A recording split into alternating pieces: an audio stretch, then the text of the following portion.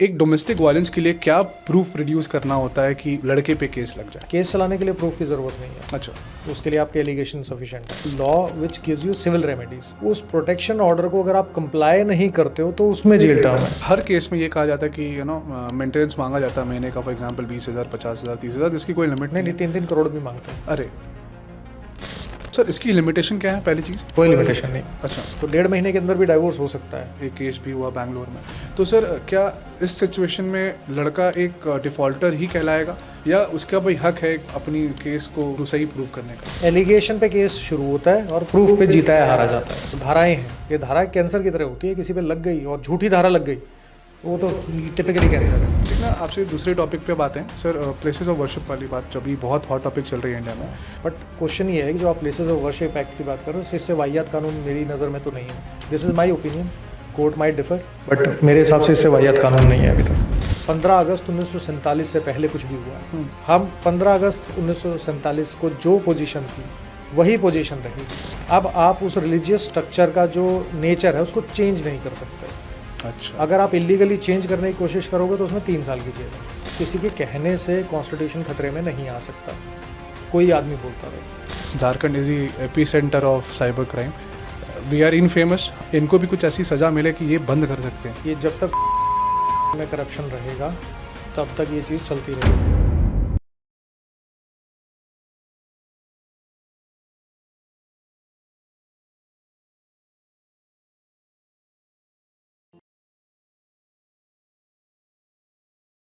सो जोहार Vikas sir, and thank you so much कि आपने आज हमारे अनकट रियलिटी के चैनल पे टाइम दिया। जैसे मैंने ऑफ द कैमरा बता रहा था कि आपको पकड़ना बहुत ही मुश्किल है और आज फाइनली आप, आई एम ब्लेस्ड कि आप हमारे सामने हैं एंड हमारी ऑडियंस को आप बहुत अच्छी तरीके से एड्रेस करेंगे हमारी डे टू डे जो भी वो प्रॉब्लम उनके, चाहे पुलिस में हो, चाहे वो कोर्ट कचहरी कहीं भी हो।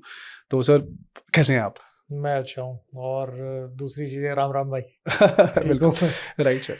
तो सर, मैं ना पहले शुरू करना चाहता हूँ डोमेस्टिक वायलेंस से, क्योंकि ये बहुत ही एक ऐसा हॉट टॉपिक है कि आप एक सोसाइटी में रहते हो तो हर एक दूसरे घर में ये चीज़ जो ऐसी है जो डिस्कस होता है और चर्चे में रहती है चीज़ें। तो सर, एक डोमेस्टिक वायलेंस के लिए क्या प्रूफ प्रोड्यूस करना होता है कि उस एक लड़के पे केस लग जाए? केस लगाने के लिए तो कोई प्रूफ की ज़रूरत नहीं है, एलिगेशन होनी चाहिए। सिर्फ अगर कोई वाइफ ये बोलती है, घर की बहू बोलती है कि मेरे साथ डोमेस्टिक वायलेंस हुआ है और उसमें लिख देती है कि इन्होंने गाली दी, इन्होंने धमकाया, इन्होंने मारपीट की, तो केस चलाने के लिए प्रूफ की ज़रूरत नहीं है। अच्छा, उसके लिए आपके एलिगेशन सफिशिएंट है। तो क्या उस एलिगेशन से सर वो वारंट निकल जाता है उस पर? नहीं, वारंट नहीं निकलता। जो आपका डोमेस्टिक वायलेंस एक्ट है वो आया था 2005 में। This is basically law which gives you civil remedies. यानी आपके साथ डोमेस्टिक वायलेंस हो गया तो आपको प्रोटेक्शन ऑर्डर मिल जाएगा। आपको घर से निकाल रहे हैं तो आपको रेजिडेंस ऑर्डर मिल सकता है। घर से निकाल दिया है, ऑल्टरनेटिव अकोमोडेशन मिलना चाहिए, मेंटेनेंस मिलनी चाहिए, कस्टडी से रिलेटेड हो, कुछ इंटरिम कुछ काम करने, ऑर्डर करने हैं तो वो हो सकते हैं। आपका स्त्रीधन छीन लिया है, लॉस ऑफ अर्निंग है, या फिर आपका जो ये कहते हैं ना कंपनसेशन है, करेक्ट। कंपनसेशन मांग सकते हो। तो सारी चीज़ें जो हैं वो आपकी सिविल रेमेडीज़ हैं। अच्छा, ये ऑर्डर होगा तो कुछ ना कुछ सिविल ऑर्डर होगा। उस प्रोटेक्शन ऑर्डर को अगर आप कंप्लाई नहीं करते हो तो उसमें जेल टर्म है। अच्छा, अगर आप मेंटेनेंस ऑर्डर को कंप्लाई नहीं करते हो तो उसके अंदर जेल टर्म हो सकता है। डायरेक्टली कोई जेल टर्म नहीं है, तो उसके अंदर कोई वारंट निकलने वाला सिस्टम नहीं होता जब तक केस चल रहा है और उसकी एग्जीक्यूशन, किसी ऑर्डर की एग्जीक्यूशन नहीं लगी है तो कोई वारंट वाला सिस्टम नहीं है। अगर आप कोर्ट में नहीं जाते हो तो एक्सपार्टी हो जाएगा। जब फाइनल हो जाएगा उस ऑर्डर को, अगर आप मानोगे नहीं कोर्ट के ऑर्डर को, तो तब कोर्ट आपके अगेंस्ट एक्शन लेता है। अदरवाइज तो जो चल रहा है वो चल ही रहा है। आपका जो रेमेडीज हैं Right. जो वो सिविल रेमेडीज है। तो सर, आपने जैसे एक नाम टर्म यूज किया मेंटेनेंस। कई जगह हर केस में ये कहा जाता है कि मेंटेनेंस मांगा जाता है महीने का, फॉर एग्जांपल 20,000, 50,000, 30,000, इसकी कोई लिमिट नहीं, नहीं। 3-3 करोड़ भी मांगते हैं। अरे अच्छा, ऐसा भी है। राइट। तो सर, इसकी लिमिटेशन क्या है पहली चीज? कोई लिमिटेशन नहीं है। अच्छा, कोई लिमिटेशन नहीं है। जो जिसका जैसा रहन सहन होता है, जिसकी जैसी इनकम होती है, उसी हिसाब से चीज़ें मांगी जाती हैं। अगर हस्बैंड 100 करोड़ रुपए कमा रहा है तो वाइफ 30 करोड़ रुपए मांगेगी, 33 करोड़ रुपए कम मांगेगी, 50 करोड़ रुपए मांग लेगी। अगर जो हस्बैंड है वो 1 लाख रुपए कमा रहा है तो वाइफ जो है 50,000, 60,000, 70,000 तक मांग लेती है। मिलना जो है वो जनरली 15% से लेके 30-33% तक जाता है, उससे ज़्यादा नहीं जाता है। But that too not in all cases. किसी केस में ज़्यादा हो जाता है, किसी केस में कम, पर मांगने का कोई क्राइटेरिया, कोई लिमिट कहीं नहीं दे रखी है। तो सर क्राइटेरिया फिर मैं एक क्वेश्चन पूछूंगा, अगर कोई वर्किंग लेडी है, वो अच्छा अर्न कर रही है, उसके पास अच्छी सैलरी है और सारे पेपर्स में भी मतलब ऑन कोड ये प्रूव भी हो रहा है कि वो she is well well sounded, तो उस केस में भी उसको मेंटेनेंस मिलेगा? देखो, मेंटेनेंस का जो कॉन्सेप्ट है that is not just dependent upon कि वो कमा रही है या नहीं कमा रही है। That concept is based on two things. अगर आप भारतीय नागरिक सुरक्षा संहिता में मांगते हो मेंटेनेंस, तो वहाँ ये है कि आप you are not able to maintain yourself, ठीक है, इर्रिस्पेक्टिव कि आप कितना कमा रहे हो। आप कमा रहे हो एक्स अमाउंट, उसमें आपका गुजारा नहीं हो रहा, तो एक्स प्लस वाई की जरूरत पड़ेगी, तो आप मेंटेनेंस मांग सकते हो। जो डोमेस्टिक वायलेंस एक्ट है उसमें मेंटेनेंस का क्राइटेरिया थोड़ा सा डिफरेंट है। ठीक है, वो साथ में उसकी खुद की मेंटेनेंस तो है ही कि मैं खुद को मेंटेन कर पा रही हूँ नहीं कर पा रही हूँ, लेकिन उसके साथ में एक चीज़ और भी है that she can claim maintenance to the extent, ठीक है, उसी लाइफस्टाइल को एंजॉय करने के लिए जो वो अपने पति के साथ रह के एंजॉय कर सकती थी, जिस लाइफस्टाइल में वो ढल गई थी जी, तो वो उस लेवल के हिसाब से मेंटेनेंस डिसाइड होता है। अगर हस्बैंड जो है वो ही वॉज वेल ऑफ, देखो समझने की बात यह है कि मान लो रूरल एरिया में हो, किसी गांव के अंदर 10,000 रुपये हो सकता है कि आपकी मेंटेनेंस के लिए सफिशिएंट हो, करेक्ट, जहां आपका खाने पीने का जो खर्चा है, सब्जी का खर्चा है वो ज़्यादा नहीं है, जो आपकी ट्रैवलिंग है सस्ती हो सकती है, ज़्यादा ट्रैवलिंग भी ना हो, तो 10,000 15,000 हो सकता है। लेकिन जब आप अर्बन सिटीज़ में आ जाते हो जहाँ पे ऑलरेडी किराया ही 50,000 रुपये है, तो वहाँ आपकी मेंटेनेंस जो है ऑटोमेटिकली ज़्यादा अमाउंट आएगा, तो आप उसी हिसाब से क्लेम करते हो। तो अर्बन एरियाज़ में जनरली जो मेंटेनेंस अमाउंट है, जो अर्बन एरियाज़ के कोर्ट हैं, जो मेट्रोपॉलिटन कोर्ट है, वहाँ ज़्यादा अवार्ड होती है। जो आपके रूरल एरियाज़ के कोर्ट हैं वहाँ मेंटेनेंस अमाउंट हमेशा कम अवार्ड होता है। अच्छा, तो ये डिपेंड करता है हस्बैंड कितना कमा रहा है, वाइफ कितना कमा रही है, क्या डिफरेंस है, उनकी लाइफस्टाइल कैसी है, उन सब चीज़ों पे। तो सर इस पे अगर मैं मेंटेनेंस की बात, जैसे आपने बहुत अच्छी तरीके से क्लियर किया कि किस तरीके से देना तो पड़ेगा, अब चाहे कोई भी छोटा अमाउंट है बड़ा अमाउंट है, देना पड़ेगा एज पर दी क्राइटेरिया जो भी आप फुलफिल कर रहे हैं। नहीं, बात ये नहीं कि देना पड़ेगा, ज़्यादातर केसेस में देना पड़ता है, लेकिन ये मैंडेटरी नहीं है कि देना ही पड़ेगा। अच्छा, if the wife is earning, मान लीजिए वाइफ 2 लाख रुपए महीना कमा रही है, she is able to earn, she is able to sustain, वो अपना खुद का जो मेंटेनेंस है, खुद को जो उसके खर्चा है, उसके लिए उसको एक्स्ट्रा पैसे की जरूरत नहीं है, उसका 1 लाख रुपए का खर्चा, 1 लाख रुपए की सेविंग हो रही है, तो जरूरी नहीं है कि वो 2 लाख से ऊपर उसको मिलेगा। हस्बैंड भी तो हो सकता है कि सिर्फ 3 लाख रुपए कमा रहा हूँ, 2 लाख रुपए कमा रहा हूँ, बराबर कमा रहा हूँ। बट ऐसे बहुत रेयर केस हैं सर उनकी जहाँ पे मैंने बोला ना कि ज्यादातर केसेस में मिलता कोर्ट है। एक बार बोल देता है कि चलो थोड़ा बहुत मेंटेनेंस आप देना शुरू कर दो, जब फाइनल होगा तब देख लेंगे। लेकिन ऐसे मेरे पास बहुत सारे केसेस ऐसे भी हैं जिसमें कोर्ट ने साफ बोला है कि या तो इसने मुझे अपनी अकाउंट स्टेटमेंट में झूठ बोला है लेडी ने, या फिर इसकी जो इनकम है ऑलरेडी इसके पास इतनी है कि इसको मेंटेनेंस नहीं मिलना चाहिए। ऐसे भी केसेस होते हैं, समझ गया। ऐसे हैं मेरे पास केसेस। सर अब आते हैं ना, जैसे बहुत लोग डिवोर्स फाइल कर रहे हैं 3 साल बाद, 3 साल तक वो नहीं रह रहे साथ में, लेकिन 3 साल बाद लेडी ने डिवोर्स फाइल किया और 3 साल के बाद केस चलना शुरू हुआ, तो उस केस में सर ऐसा कुछ होता है कि कोई एक्ट ऐसा आया था कि अगर आप कुछ साल साथ नहीं रहोगे तो ऑटोमेटिकली आपका डिवोर्स वो हो जाएगा, ऐसा कुछ? ऐसा हमारे देश में जो कानून है, जो बेसिकली अगर मान लो जो हिंदू शादी करते हैं तो विवाह संस्कार है, तो होता क्या है कि आप कभी भी ऑटोमेटिक डाइवोर्स का कॉन्सेप्ट नहीं है हमारे पास। शादी हो गई, चाहे वो हिंदू है या मुस्लिम है, उसको अगर डाइवोर्स लेना है तो उसको कोर्ट में, फैमिली कोर्ट में पिटीशन फाइल करनी पड़ेगी, और वो पिटीशन पे कोर्ट की डिक्री आनी चाहिए, तब जाके आपका डाइवोर्स होता है। जैसे अभी मैंने देखा, मेरे पास एक किसी का क्वेश्चन आया था कुछ टाइम पहले कि किसी हस्बैंड ने, मुस्लिम हस्बैंड ने, शरीयत काउंसिल बनी हुई है, वो शरीयत काउंसिल में गए और वहाँ जाके उन्होंने बोला कि ये सर्टिफिकेट है और मैंने इसको तलाक दे दिया, आप सर्टिफाई कर दो। तो शरीयत काउंसिल ने एक सर्टिफिकेट इशू कर दिया कि भाई इसने जो है अपनी वाइफ को, इन दोनों का आपस में तलाक हो चुका है, और अपनी वाइफ को सामने रख दिया कि अब हमारा तलाक हो गया, तो अपने घर रहे, मैं अपने घर रहती हूँ। Correct. That wife claimed maintenance. अच्छा, क्यों? क्योंकि शरीयत काउंसिल का जो सर्टिफिकेट है वो कोर्ट का ऑर्डर नहीं है, कोर्ट का सर्टिफिकेट नहीं है, कोर्ट की डिक्री नहीं है, उसकी कोई वैल्यू नहीं है। तो आई टोल्ड हर कि भाई आपका जो ये इस तरीके का जो सर्टिफिकेट है उसकी कोई वैल्यू नहीं होगी। आप चाहे किसी भी रिलीजन के हो, अगर आपकी शादी हो गई है तो शादी होने के बाद आपको डाइवोर्स फैमिली कोर्ट से ही मिलेगा। ऑटोमेटिक डाइवोर्स का कोई कॉन्सेप्ट नहीं है। अगर आप 20 साल भी अलग रहते हो और हस्बैंड वाइफ है, डाइवोर्स नहीं हुआ है, तो आपके जो राइट्स हैं वो हस्बैंड वाइफ वाले ही हैं। अच्छा, आप ऐसे नहीं बोल सकते unless you are living separately because of judicial separation. समझ गया कि जज के सामने आपने, जज साहब के सामने एक पिटीशन फाइल की कि हम अलग रहना चाहते हैं, और जज ने ऑर्डर कर दिया कि फ्रॉम नाउ ऑन आप अलग अलग रहोगे।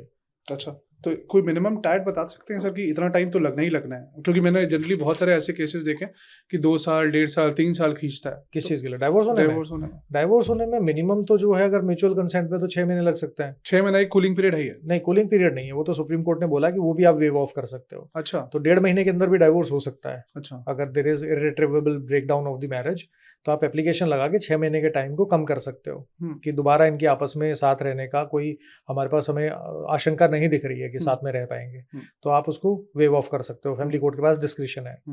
लेकिन जब मैक्सिमम पीरियड की बात करते हो तो डाइवोर्स केस जो है वो 30-30 साल भी चल जाते हैं। अच्छा, हाँ, ऐसा कोई बाउंडेशन नहीं है उस चीज़ के लिए। जब अपर तक लिमिट वो खींच रहा है। हमारे कानून में ये दिया नहीं हुआ है कि ये केस जो है, डाइवोर्स के केस कितने महीने में खत्म करना है, कितने साल में खत्म करना है। तो सालों साल चलते हैं केसेस। सर कुछ आपकी तरफ से ऐसा रिलैक्सेशन हमारे ऑडियंस के लिए जो परेशान है इस केसेस में, अगर आप कुछ उनको ऐसी सजेशन देना चाहो कि अगर उनके फॉर एग्जांपल एक एग्जांपल मैं सेट करता हूँ कि बंदा सही है, उसकी कोई गलती नहीं है, लेकिन उसके पर एलिगेशन, उसकी फैमिली पे एलिगेशन सब पे लगा हुआ है, लेकिन वो परेशान है। जैसे फॉर एग्जांपल अभी एक केस भी हुआ बैंगलोर में, तो सर क्या इस सिचुएशन में लड़का एक डिफॉल्टर ही कहलाएगा या उसका भाई हक है एक अपनी केस को सही प्रूव करने का? देखो, as a citizen, as a human being और एज ए कोर्ट प्रोसेस, हमारा जो जुडिशियल सिस्टम है that is adversarial judicial system. Adversarial का मतलब होता है two parties are fighting for adverse rights, opposite right. ठीक है ना? तो उसमें क्या होता है कि अगर किसी ने केस फाइल किया है तो दो ऑपोजिट पार्टी को पूरा राइट होता है कि उसको रिबट करने का, उसके अगेंस्ट जो एविडेंसेस हैं उसको झूठा साबित करने का, उसको सबूत के साथ में अपने फेवर की चीज़ें कोर्ट के रिकॉर्ड पे लाने का। अच्छा, तो ऐसा नहीं है कि आपकी सुनवाई के लिए कोई चांसेस नहीं है, क्योंकि कभी भी केस फाइल होगा तो केस के जनरली अगर सिविल केस होता है तो पहले जो वो आपका पिटिशनर है, जैसे वाइफ हो गई तो डोमेस्टिक वायलेंस का इज ए सिविल केस, उसी तरीके से आपका डाइवोर्स का इज ए सिविल केस। तो उसमें पहले वो अपने एविडेंस प्रोड्यूस करेगी, उसके बाद जब आपके इश्यूज फ्रेम होने के सारा कुछ हो गया और उसके बाद आपका डिफेंस की बारी आती है, तो पिटिशनर का एविडेंस, उसके बाद डिफेंस का एविडेंस। अच्छा, तो दोनों को इक्वल राइट मिलता है। आप भी अपने फेवर के एविडेंस जो है वो रिकॉर्ड पे ला सकते हो। इसलिए जो केसेस हैं वो लंबे भी चलते हैं, क्योंकि पहले अगर आपके 5 गवाह थे, आपके भी 5 गवाह हैं, तो 10 गवाह की तो गवाही होनी है नहीं, और एक डेट पे एक गवाह की गवाही जरूरी नहीं कि होगी। हाँ। मान लो 2 डेट लग गई है तो 20 डेट तो इसी में लग जाएंगी। उससे पहले आपकी एप्लीकेशन है, उस पर सुनवाई होगी, रिप्लाई आएगा, आर्ग्यूमेंट होंगे, ऑर्डर किया जाएगा। बीच में जज साहब छुट्टी पे चले गए, स्टेनो छुट्टी पे चला गया, वकील साहब की तबीयत खराब है, आपके घर में शादी आ गई, खुद बीमार हो, इंडिया में नहीं हो, तो मोटा मोटी मान के चलो कि 25-30 डेट तो लगी जाती है। और एक साल में अगर मान लो 3 डेट लग रही हैं तो 30 डेट पे कितने लग गए? करेक्ट, तो 10 साल तो निकल ही गए ना आराम से। तो ये चीज़ है, लेकिन आपको मौका मिलेगा अपने फेवर के जो एविडेंस है आपको लेंदी है प्रोसेस, लेकिन मौका है, आपके मौका पास है। बट प्रॉब्लम सिर्फ इतनी है कि अगर वो इलेक्ट्रॉनिक एविडेंस है, जैसे मोबाइल टावर लोकेशन है, कॉल रिकॉर्ड्स हैं, तो उसको आपको इमीडिएटली सीज करवाना पड़ेगा, फ्रीज करवाना पड़ेगा। क्योंकि अगर आपका जो केस है वो 10 साल चल गया तो और बोलो कि 10 साल पहले मोबाइल टावर लोकेशन आप दो, तो जो आपकी कंपनी है जहाँ पे वो मोबाइल टावर लोकेशन का डाटा होता है वो जनरली 2 साल बाद देती नहीं है, कई बार तो 1 साल बाद ही मना कर देती है कि हमारे पास डाटा नहीं है। तो वो सब डेटा अपने पास सिक्योर रखिए ताकि आप सिक्योर करो, और अगर कोई ऐसा डाटा है which is perishable in nature, जो डिलीट हो सकता है, तो वो डायरेक्शन दिलवाओ कि इसको प्रिजर्व किया जाए। करेक्ट, तो वो उसको प्रिजर्व करके proof is important. Proof, allegation पे केस शुरू होता है और प्रूफ पे जीता है हारा जाता है। करेक्ट सर, अभी ना कॉर्पोरेट कल्चर की मैं बात करूं, बहुत डरते हैं जितने भी वर्किंग क्लास हैं कि डिवोर्स का केस हो रहा है तो वो रिज़ाइन कर देते हैं कि मेरी नौकरी पे आ जाएगी। तो सर उस सिचुएशन पे क्या उनको रिज़ाइन करना चाहिए? बिल्कुल भी नहीं। नहीं ना बिल्कुल भी नहीं। अगर आपके अगेंस्ट डाइवोर्स का केस चल रहा है, पत्नी ने कोई 498 की या जो दहेज वाली क्रूएलिटी की या डोमेस्टिक वायलेंस की कोई केस फाइल कर दिया और आप नौकरी छोड़ देते हो, तो इससे ज़्यादा वाहियात डिसीजन नहीं हो सकता है। तो वो डर जाते हैं। उनके डरने से क्या होगा? एक बात बताओ ना, कोर्ट के अंदर आप जाओगे, आपको लॉयर की फीस देनी है, आपको अपना टाइम निकाल के देना है, उसके बाद में अगर कोर्ट ने मेंटेनेंस का ऑर्डर कर दिया तब भी आपको पैसे देने हैं। करेक्ट। फिर उसके बाद जो केस में जो गवाह आएंगे उनका भी जो डाइट मनी है वो भी आपको पे करनी पड़ेगी। कुछ कोर्ट फीस भी हो सकती है जो आपको पे करनी पड़ जाए। तो अल्टीमेटली क्या है कि आपका पैसे ही आपके लिए सबसे बड़ा डिफेंस है। करेक्ट। आप उसी को अगर आप इनकम बंद कर दोगे तो आपको लगता है कि मेंटेनेंस नहीं देनी पड़ेगी, तो सबसे ज्यादा बेवकूफ़ी है। क्योंकि जब भी आपका केस फाइल होता है तो कोर्ट बोलता है कि पिछले 3 साल की अकाउंट स्टेटमेंट और 3 साल की ITR लेके आओ। करेक्ट। तो उसके हिसाब से आप उसको कैसे डिलीट कर दोगे? आप बैंक का डाटा तो डिलीट नहीं कर सकते ना, इनकम टैक्स डिपार्टमेंट में जो आपकी ITR गई है वो तो डिलीट नहीं कर सकते। और ऊपर से अब नौकरी छोड़ दी, अब you are earning 1.5 lakh rupees, वो भी खत्म हो गया। तो आने वाले टाइम में खर्चा कैसे उठाओगे? करेक्ट। भाई आपका जो जनरली इस तरह के केसेस में जो आपका पैसा है वो आपके लिए सबसे बड़ा डिफेंस का काम करेगा, करेक्ट। क्योंकि हर चीज़ पे खर्चा होना है। आप छोड़ के बैठ जाओगे तो कहाँ से करोगे, फिर लोन लेके फिर लोन की ईएमआई भरोगे, फिर वहां से केसेस होंगे। This is the worst decision. तो बहुत सही आपने बोला सर, क्योंकि मैंने जनरली देखा है लोग नौकरी छोड़ देते हैं कि ऑफिस में एचआर को एक मेल जाएगा तो फिर शायद वो मुझे सोसाइटी प्रेशर में ना 4 लोग के सामने आएगा मेल, उनको डर लग जाता है कि एचआर के थ्रू हम निकाले जाएंगे, या फिर वो इसलिए डर जाते हैं कि हमें ज़्यादा पैसा देना पड़ेगा तो नौकरी से हट जाओ और चुपचाप बैठ के, ताकि अपने आप को दिखा दो कि हमारी अर्निंग आईटीआर कम आ गई इस साल और हमें कम मेंटेनेंस देना पड़ेगा। सबसे बड़ी बेवकूफ़ी होती है ये। बहुत और सही है। सबसे बड़ी चीज़ एक और भी है, जो आदमी सोचते हैं ना कि भाई मेरे अगेंस्ट जो पत्नी है उसने क्रुएलिटी का केस कर दिया, दहेज का केस डाल दिया या डोमेस्टिक वायलेंस का केस डाल दिया तो मुझे एचआर वाले निकाल देंगे। वो दिन चले गए जब आपके अगेंस्ट केस होता था और कंपनी वाले आपको निकाल देते थे। करेक्ट। अब ऐसा नहीं होता है, क्योंकि हर तीसरे घर में केस चल रहा है और बहुत सही। चौथे घर में केस चल रहा है। ऐसा हो सकता है ना कि आपकी कंपनी का जो सीईओ उसके वो भी अपनी पत्नी से दुखी हो, सही बात है सर। या आपकी जो एचआर है अगर वो फीमेल है वो भी अपने इन लॉ से दुखी हो। वेरी ये भी तो हो सकता है ना। बिल्कुल। तो you can never be sure. अगर पुलिस आपको अरेस्ट कर लेती है किसी केस में तो हो सकता है कि वो जो कंपनी वाले हैं वो सोचे कि चलो ये तो अरेस्ट हो गया यार, दिक्कत आ सकती है, उसको निकाल सकते हैं। जनरली आपको निकालेंगे नहीं, सिर्फ इतनी सी बात पे नहीं निकालेंगे। अगर आपकी परफॉर्मेंस ठीक है तो करो काम। सबके लिए एक अच्छा मैसेज है। हाँ। अब सर मैं ना आपसे एक बेसिक सा, बस क्योंकि इस केस को मैं ज़्यादा नहीं खींचूंगा, बहुत बेसिकली आपने बहुत अच्छी चीज़ें बता दी सर। बेसिक धाराएं कौन सी लगती हैं इस पे, और क्या इस धारा से डरना चाहिए, मतलब जितने भी केसेस लगते हैं? अगर आपकी वाइफ आपके अगेंस्ट कोई केस करना चाहती है तो उसकी लिमिट नहीं है कहाँ तक जाएगी। अच्छा। क्योंकि लगना तो क्या चाहिए, आपके ऊपर लगना चाहिए सिर्फ क्रुएलिटी, जिसमें 3 साल की जेल है।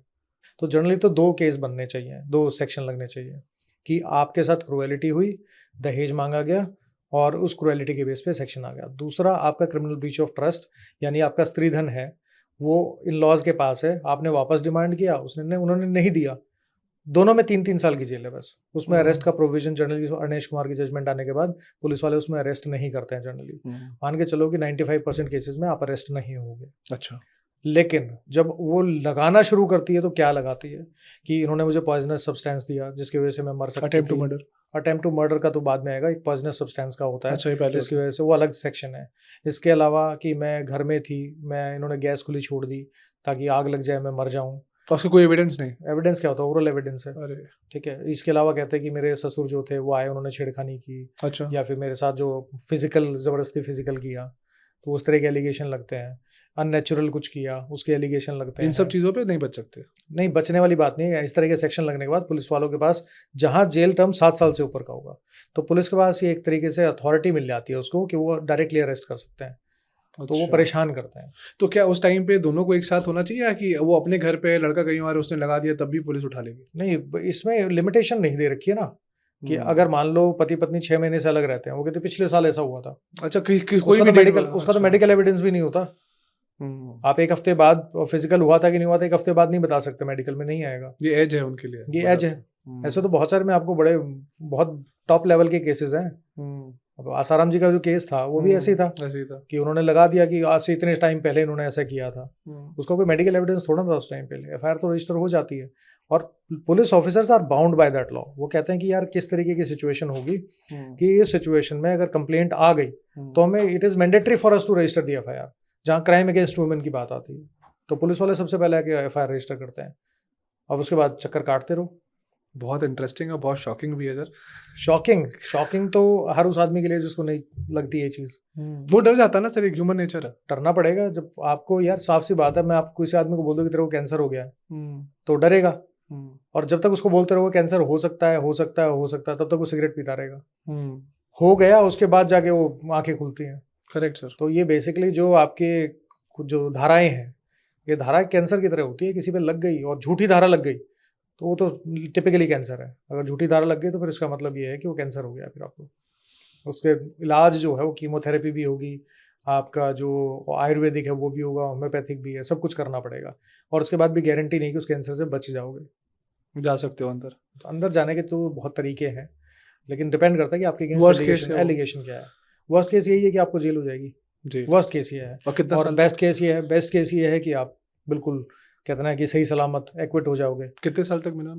देखो डिपेंड करता है सेक्शन कौन सा लगा है। अगर क्रुएलिटी का सेक्शन लगा हुआ है तो उसमें मैक्सिमम पनिशमेंट 3 साल की है, तो उसमें 6 महीने भी हो सकती है, साल भी हो सकती है, 3 साल भी हो सकता है। कोई बाउंडेशन नहीं है उसके लिए, कोर्ट के मतलब एक मैक्सिमम कितना ईयर तक हो सकता है? मैक्सिमम किस चीज़ के लिए? तो आपके ऊपर अगर अटेम्प्ट टू मर्डर लगेगी, नहीं उन सबको हटा के बेसिक जितने भी आपके धाराएं हैं, मैक्सिमम 3 साल की जेल होती है। Maximum 3 साल। क्रुएलिटी में 3 साल की मैक्सिमम है।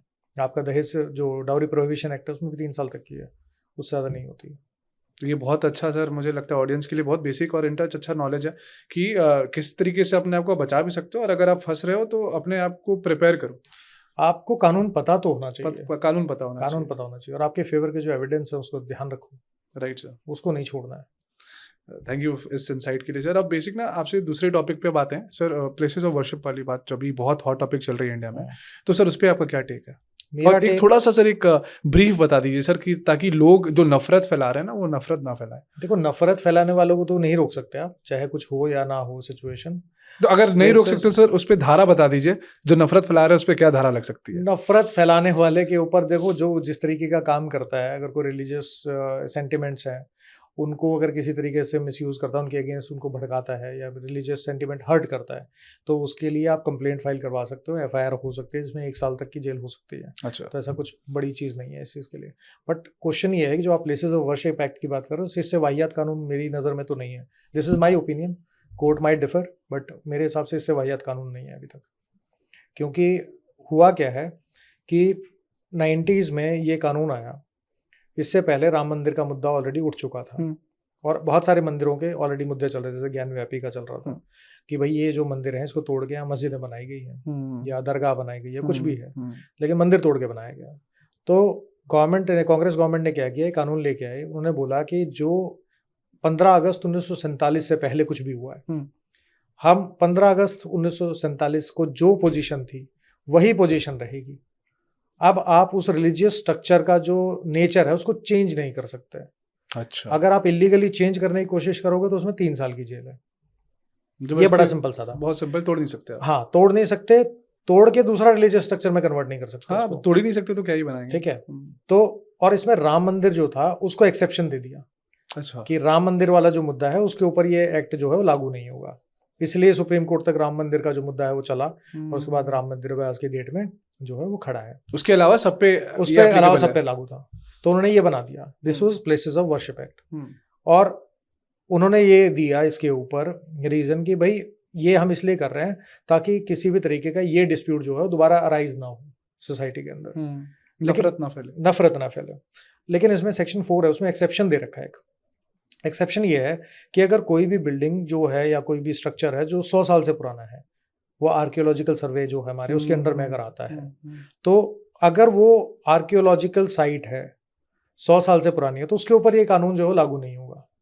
अच्छा, ये भी एक्ट में ये एक्ट में दे रखा है। तो इसका मतलब जो भी 100 साल से पुराने हैं, आर्कियोलॉजिकल साइट है, उसके ऊपर कानून लागू नहीं होगा। तो वहां पे ये एक्ट लागू ना होने के कारण से उसके ऊपर केस कर सकते हो आप।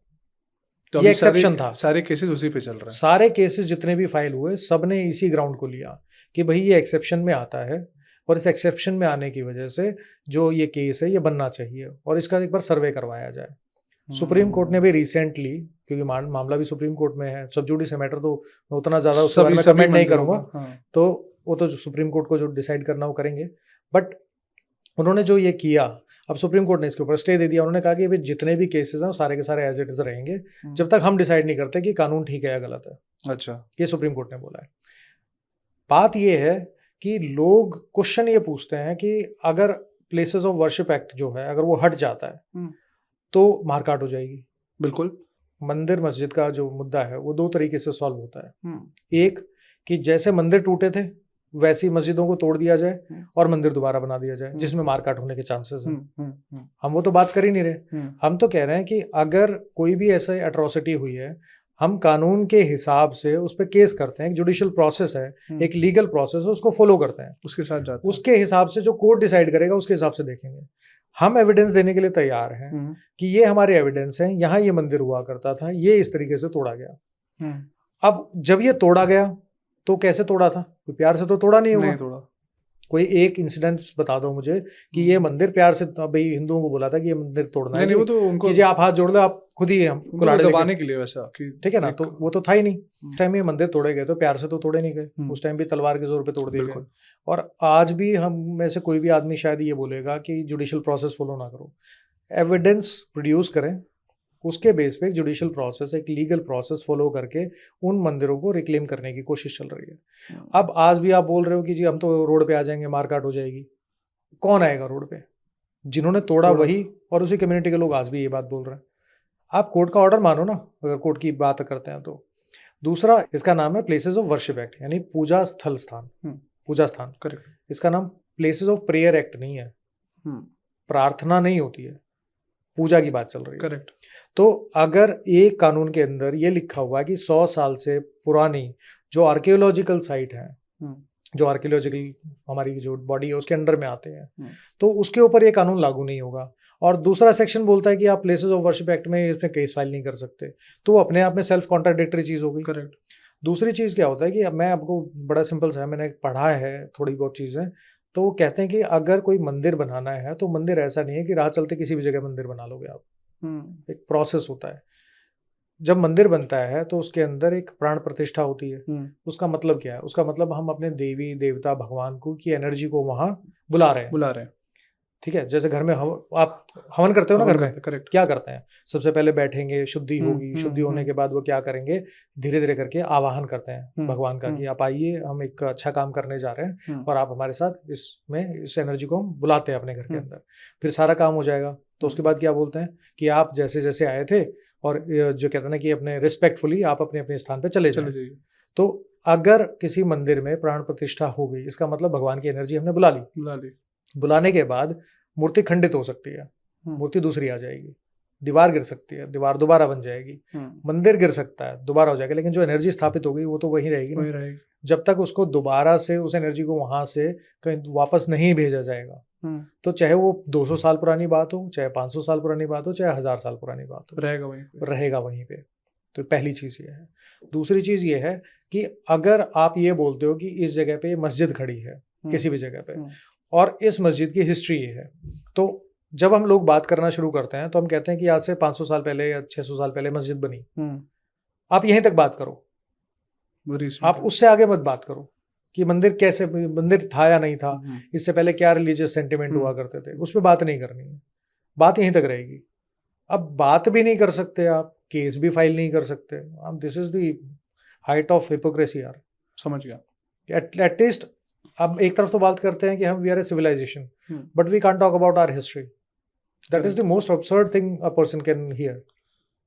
जस्ट में यही है कि इस एक्ट से डेफिनेटली लोगों को अपने हक की लड़ाई करने का मौका मिलेगा थ्रू जस्टिस, और अगर वो एक्ट हट जाएगा और तो अगर उसके वो बात कर सकते हैं। हाँ, और अगर वो कोर्ट अगर आपको लीगली बोल रही है तो आप डेफिनेटली वो आप कोर्ट को आप मानो ना। देखो हर कम्युनिटी का आदमी बोल रहा है मानते हैं कि भाई सब हम तो कोर्ट पे पूरा भरोसा करते हैं। तो आप कोर्ट पे भरोसा करते हो तो कोर्ट का ऑर्डर मानो। और अगर आप बोलते हो कोर्ट पे भरोसा नहीं करना है तो फिर कोर्ट जाओ मत।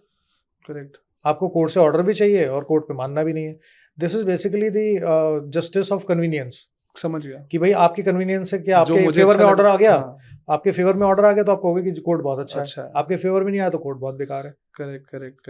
ये तो हमेशा डिबेट चलती है ना। बिल्कुल। तीसरा, आप पॉलिटिकल बॉडी के ऊपर जो कहते हैं ना प्रेशर बना के रखते हो कि हम रोड पे उतर आएंगे, आगजनी कर देंगे, लड़ाई झगड़ा हो जाएगा, मारपीट हो जाएगी। कोई हिंदू कम्युनिटी नहीं बोल रही है, हिंदू का कोई ग्रुप नहीं बोल रहा है कि मारकाट हो जाएगी। करेक्ट। कोर्ट में केस फाइल हो रहा है, केस में जो ऑर्डर होगा मान लेंगे यार, मना थोड़ा ना कर रहे हैं, लीगल चल रहा है सब कुछ। आपके पास एविडेंस है, आप एविडेंस दे दो।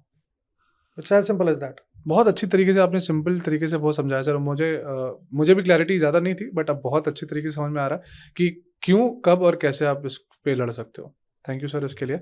एज अ एडवोकेट आपको भी लगता है खतरे में, जैसे राहुल गांधी ने क्लेम किया कि संविधान खतरे में है? संविधान खतरे में है। हमारा देश जो है उसके लिए जो सबसे पहला कानून है जिसके वजह से वो पूरा देश खड़ा है, वो हमारा कॉन्स्टिट्यूशन है, संविधान है।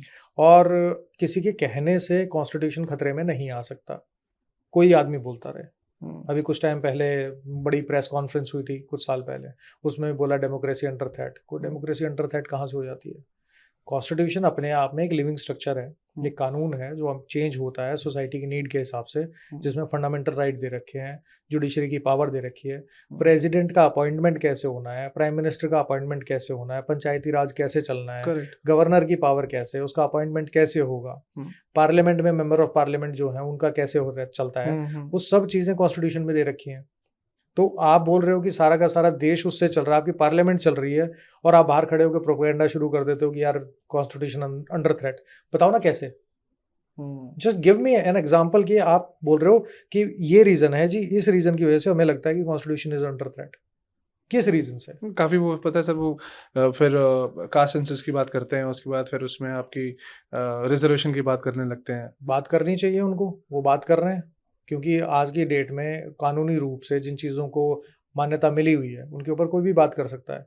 लेकिन जो भी, चाहे रिजर्वेशन हो और चाहे आपका कास्ट सिस्टम हो, ये पूरे हिंदू धर्म को, जो हिंदू लोग हैं उनको तोड़ने का सबसे आसान तरीका है डिवाइड किया हुआ ना। और मनमोहन आपने सरकार ने सोसाइटी बोला के अंदर, आपने सोसाइटी के अंदर डिवीजन क्रिएट कर दिया। हम्म, आप या तो बोलो कि हम सारे के सारे हिंदू हैं, सारे के सारे लोग हैं, Correct. उनको जो भी चीज़ें राइट हैं सबको मिलने चाहिए। हम्म, आप राइट टू इक्वालिटी को अगर आप थोड़ा सा इन्फोर्स करने की कोशिश करोगे, आर्टिकल 14 को, तो उसके लिए आपको रिजर्वेशन की जरूरत भी नहीं थी। बिल्कुल, आप सब लोगों को देते हो, सबको पहले ही बांट दिया। पहली बार तो। लेकिन उसके बाद आपने बोल दिया, लेकिन उसके बाद में आपने जब रिजर्वेशन का कॉन्सेप्ट दिया, जब आपने कास्ट सेंसस की बात की, हर आदमी कास्ट सेंसस की बात इसलिए कर रहे हैं कि उनको इस हमारी जो कम्युनिटी है उसको तोड़ना है, लोगों में अलग अलग ग्रुप क्रिएट करने हैं, वोट बैंक क्रिएट हो। जब हम ये बोलते हैं कि भाई मैं अपर कास्ट का हूँ और वो लोअर कास्ट का है, या फिर मैं लोअर कास्ट का हूँ वो अपर कास्ट का है, और लोअर कास्ट में मेरे साथ किसी ने गलत कर दिया, तो इसका मतलब मुझे खुद को विक्टिम शो करना पड़ेगा। आज अगर सब लोग बोलना शुरू कर दें कि जी हमारी जो, मान लीजिए किसी भी रिजर्वेशन में या किसी भी कास्ट के लोग बोलते हैं कि हम तो वेल ऑफ हैं, हमें तो किसी चीज़ की ज़रूरत नहीं है, तो क्या उनको कोई रिजर्वेशन मिलेगा? क्या उनको कोई एक्स्ट्रा ट्रीटमेंट मिलेगा? कभी नहीं मिलेगा। कोई एक्स्ट्रा फैसिलिटी मिलेगी? नहीं मिलेगी। तो इसका मतलब आपको खुद को विक्टिम दिखाना ही पड़ेगा। जब तक आप विक्टिम दिखाओगे, इसका मतलब आपको किसी ऐसे बंदे को भी टारगेट करना पड़ेगा जिसको बोलोगे दिस इज द परपेट्रेटर, ये वो बंदा है जिसने मेरे साथ कुछ गलत किया है। करेक्ट। दैट मीन्स आप अपने ही रिलीजन के अंदर एक दूसरा ग्रुप को ब्लेम करना शुरू कर देते हो, तो आप दोनों के बीच में एक डिवाइड क्रिएट हो गया। और जब आप खुद को बार बार विक्टिम बोलना शुरू करते हो तो अंदर बैठ जाती हैं बातें, तो हीन भावना जो है वो रहेगी। दूसरा, उस कास्ट सिस्टम की वजह से कि भाई हम अलग अलग कास्ट के लोग हैं, आप बोलोगे कि हमारी ज़रूरत अलग है, इनकी ज़रूरत अलग है। क्या एक बात बताओ, क्या एक ब्राह्मण रिक्शा चलाता हुआ नहीं मिलेगा? क्या गरीब ब्राह्मण नहीं मिलता है? बहुत होते हैं। तो आप ये कैसे बोल सकते हो कि भाई अपर कास्ट का आदमी वही गलत है? देखो, पूरे देश के अंदर दो ही कास्ट होती हैं, तीसरी कोई कास्ट नहीं है, अमीर या गरीब, कोई कास्ट नहीं है इसके अलावा। हिंदुओं में कोई कास्ट नहीं है, आप या तो अमीर हो या गरीब हो। अगर आप गरीब हो तो आप चाहे किसी भी कास्ट से बिलोंग करते हो, चाहे किसी भी कम्युनिटी से बिलोंग करते हो, आप गरीब ही रहोगे, आपको उसी हीन भावना से देखा जा सकता है। और अगर आप अमीर हो तो आप किसी भी कास्ट के हो, आप अपना वेल ऑफ, अपना सोसाइटी का स्टेटस मेंटेन कर सकते हो।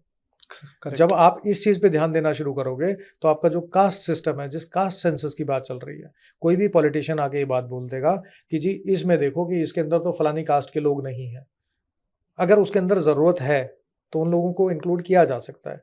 बट आप टिपिकली ये कैसे बोल दोगे कि इस कास्ट का आदमी नहीं है इसके अंदर? करेक्ट। हमारे यहाँ लोअर से लोअर कास्ट का आदमी भी अच्छे से अच्छी पोस्ट पे पहुंचता है। बिल्कुल।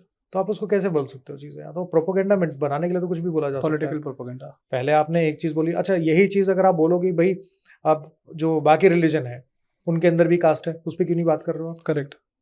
इधर you are equal to everybody, लेकिन you should not divide the entire community, Hindu community के सिर्फ लोगों में बांट दिया जाए। एक ही गली के अंदर लड़ाई कराने वाली बात हो गई है। तो करेक्ट, वेरी ट्रू सर। और बस लास्ट में सर एक आपसे चीज़ पूछूंगा, क्योंकि मैं झारखंड से हूँ और Jharkhand is the epicentre of cyber crime. We are infamous, हम बहुत ज़्यादा इनफेमस हैं, फेमस नहीं इनफेमस है इस चीज़ के लिए। क्योंकि सर मैंने आसपास लोगों को देखा है वो साइबर क्राइम करते हैं, और जैसे मैंने आपको ऑफ द कैमरा बताया था, 2 महीने जेल जाते हैं, कहते हैं भैया हमारा वो ससुराल है, खा पी के वापस आ जाएंगे, फिर वापस शुरू करेंगे। तो सर ऐसा कुछ एक्ट इनके लिए नहीं पास हो सकता कि इनको भी कुछ ऐसी सज़ा मिले कि ये बंद कर सकते हैं? ये जब तक पुलिस डिपार्टमेंट में करप्शन रहेगा तब तक ये चीज़ चलती रहेगी। आपको, अगर आपने क्राइम किया है और बार बार एक ही क्राइम में पकड़े जा रहे हो, तो कोर्ट के पास भी राइट होता है कि इसके एंटीसीडेंट देखते हुए, इसके पुराने केसेस देखते हुए उसको बेल ना दी जाए कि आने वाले टाइम में। देखो पर्पज़ क्या है, पुलिस का काम है लॉ एंड ऑर्डर मेंटेन करने का, उसके साथ में लॉ एंड ऑर्डर के साथ में क्या है कि जो क्राइम हो गया उसमें इन्वेस्टिगेशन करे। कोर्ट का काम है ट्रायल चलाए।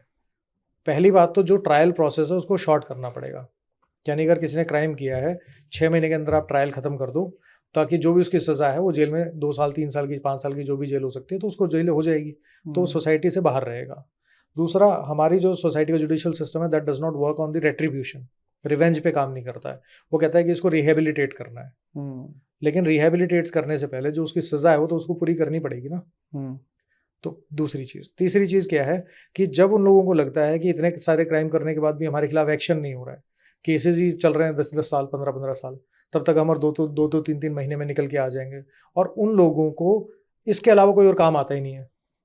मेजॉरिटी जो लोग पकड़े जाएंगे, आप देखो, वो बहुत पढ़े लिखे लड़के नहीं होंगे, वो ये होंगे जो स्कूल ड्रॉप आउट है, जिनको क्विक मनी चाहिए। बिल्कुल बिल्कुल, ठीक है, ज्यादातर वही लोग बिल्कुल होंगे। बिल्कुल, उनको ये ट्रिक तो समझ में आ गई कि पैसा कैसे कमाना है, लेकिन जब उनकी एजुकेशन नहीं हुई है और उनके पास कुछ और काम करने का तरीका नहीं है, तो बेचारे करेंगे क्या? करेक्ट। तो ये सिस्टमेटिक फेलियर है। उसमें करना क्या है कि आपको ग्रास रूट लेवल पे एजुकेशन पे ध्यान देना पड़ेगा, एम्प्लॉयमेंट पे ध्यान देना पड़ेगा कि एक लड़का 12वीं क्लास पूरा करे, उसके बाद ग्रेजुएशन करे और नौकरी मिले, ताकि वो लोग इसमें ना आए। तीसरा जो सबसे इंपॉर्टेंट चीज़ है कि इंफ्रास्ट्रक्चर आपको अच्छा करना पड़ेगा। वो तो डेफिनेटली, ये जिस एरिया में इस तरह के लोग हैं, वहाँ उनको बिजली, पानी, खाना पीना ठीक ठाक मिल रहा है, एम्प्लॉयमेंट चाहिए ताकि वो बिजी रहें उस चीज़ में। सबसे इंपॉर्टेंट चीज़ है कि अगर कोई क्राइम करता हुआ पकड़ा गया तो उसके लिए जो पनिशमेंट है वो that should be implemented in a swift manner, कम से कम टाइम में होनी चाहिए। अगर नहीं होगी तो फिर वही आदमी निकलेगा, फिर वही काम उनको पता है कि क्या मजे हैं उसमें। बड़ी सिंपल सी बात है। एक चोर आदमी को चोरी करनी आती है, वो चोरी करेगा और कुछ कर नहीं सकता। क्यों? क्योंकि उसको कहीं नौकरी करने जाएगा तो उसमें भी उसका दिमाग लगा रहेगा कि मैं पूरे 30 दिन काम करूंगा, मुझे 15,000 रुपये मिलेंगे, 20,000 रुपये मिलेंगे। मैं यहाँ करता क्या हूँ, मैं 24 घंटे में 50 कॉल मिलानी है, मैं 1 लाख रुपये निकल जाऊंगा, उसके बाद आऊंगा, पुलिस वालों को 20-30 हज़ार रुपये दूंगा, फिर वापस आ जाऊंगा। एक्सेस जो है ना आपकी, तो ये हर फ्रंट पे हमें इसको टैकल करना पड़ेगा, सिर्फ एक फ्रंट पे काम नहीं चलेगा। बहुत ब्यूटीफुली सर आपने एक्सप्लेन किया कि किस तरीके से इंफ्रास्ट्रक्चर, चाहे वो स्टेट के डेवलपमेंट हो या सिटी, और सोशल एक बहुत अच्छा मैसेज भी दिया कि अगर कंस्ट्रक्टिव वे में अगर अपना इनपुट देते हैं तो ज़्यादा बेहतर डायरेक्शन में जाएंगे, और नहीं तो अगर कंडीशन वहाँ पे बुरी है तो बुरी ही स्थिति में रहेंगे। विशेष साइकिल है, कहीं ना कहीं तो ब्रेक करनी पड़ेगी। करेक्ट। तो सर बहुत ही मैं आपको तहे दिल से शुक्रिया करना चाहता हूँ, क्योंकि आपने बहुत अच्छी तरीके से आज बहुत 3 टॉपिक क्लियर किए। पहला डोमेस्टिक वायलेंस, फिर then places of worship, and then this cyber crime. तो इसके लिए बहुत बहुत शुक्रिया सर, आपके समय के लिए शुक्रिया, और उम्मीद करता हूँ कि नेक्स्ट टाइम आपसे जल्द टाइम मिले, वो वेटिंग पीरियड वाला टाइम से थोड़ा कम हो और हम आपसे मिल सकें और दोबारा एक नए पॉडकास्ट के साथ। बैठेंगे। Thank you so much sir. Thank you जोहार।